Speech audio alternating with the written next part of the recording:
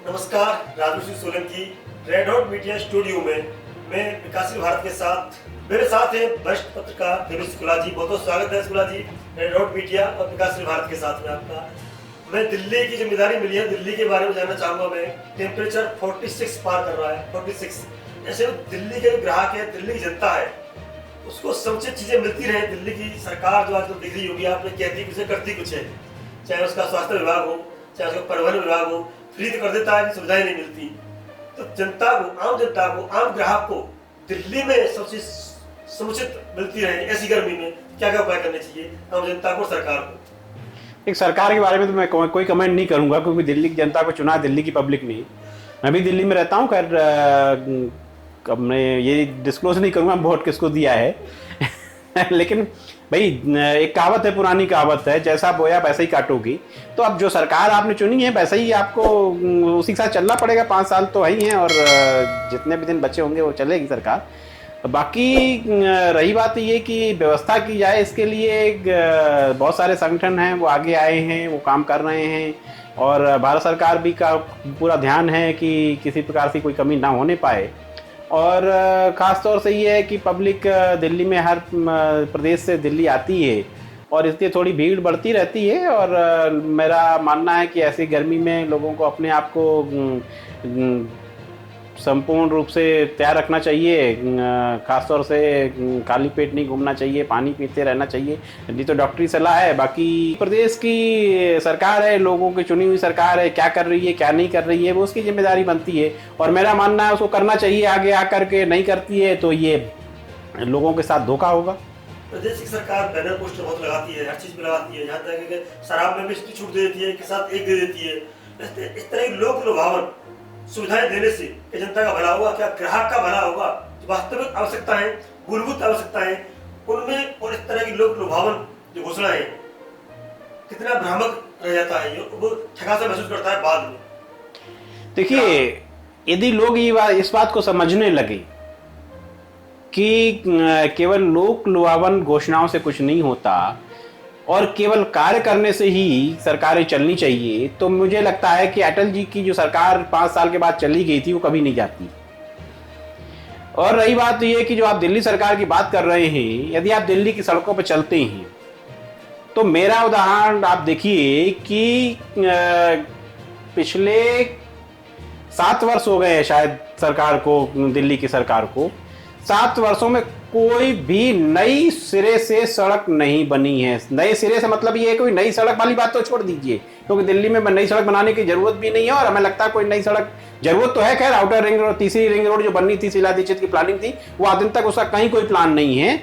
यहाँ तक कि जो सड़कें पीडब्ल्यूडी की दिल्ली सरकार की थी उन पे केवल पैच वर्क हुआ है 7 वर्षों में। कोई नए सिरे से सड़क, आज इतने गड्ढे हैं, वो हो सकता है पहले दिल्ली की सड़कों का उदाहरण दिया जाता था कि लालू जब मुख्यमंत्री हुआ करते थे तो दिल्ली की सड़कों का उदाहरण देते कि दिल्ली में इतनी चिकनी सड़कें हैं।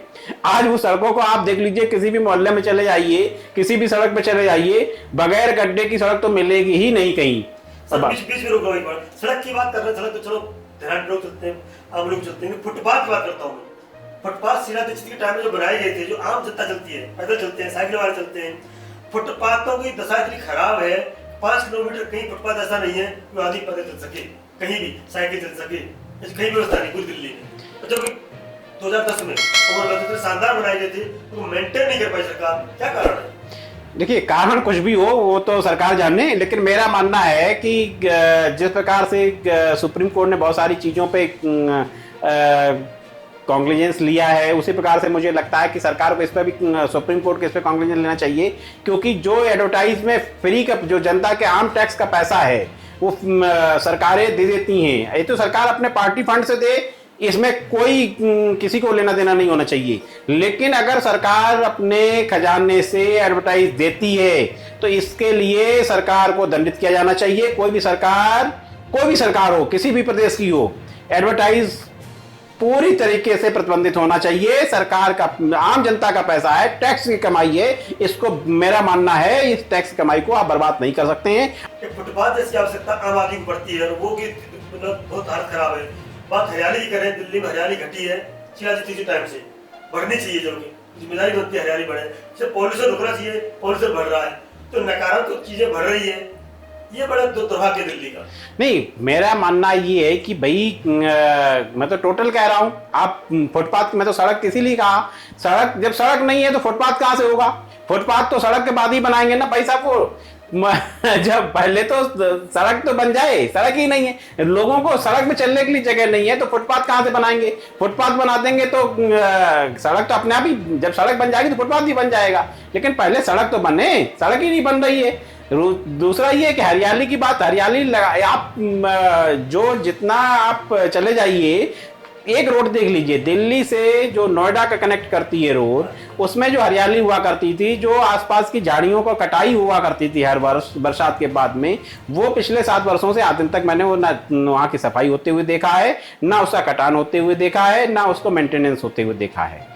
गरीब जनता जो वोटर होता है उसको मजबूरी होती है कि 10-5 हज़ार रुपए की कोई चीज़ फ्री मिल गई, राशन पानी फ्री मिल गया, लेकिन मेरा मानना है कि ये फ्री का जो सिस्टम है ये बंद होना चाहिए। और हाँ, जरूरतमंद लोग हैं उनको आप स्थायी रोजगार दीजिए जिससे वो अपना जीवन यापन कर सकें। अगर आप में क्षमता नहीं है तो फिर आप ये जो क्षणिक लाभ जो है महीने 2 महीने 4 महीने के लिए, इससे क्या किसका जीवन आखिर में सड़क पे आकर के कुछ ना कुछ मांगने के लिए खड़ा हो ही जाएगा ना। गाँव से शहर की तरफ पलायन, दिल्ली की तरफ पलायन होता जाएगा फ्री में मिलने के कारण। वो समस्या आगे चल के, अभी तो नहीं लग रहा हमें, आगे चल के इतनी गंभीर होने वाली है, चाहे वो पॉल्यूशन की हो, चाहे वो कैंसर की हो, चाहे इस तरह की जो बेरोजगारी की हो। दिल्ली में रोजगारी की रहने की लिमिट है स्थान की, तो 10-20 साल 15-20 साल बाद जो अगली पीढ़ी आएगी उसको दिल्ली में क्या देखे जाएंगी, क्या कहेगी वो इस तरह के फ्री चक्कर में जो विस्फोट होगा 10-20 साल बाद।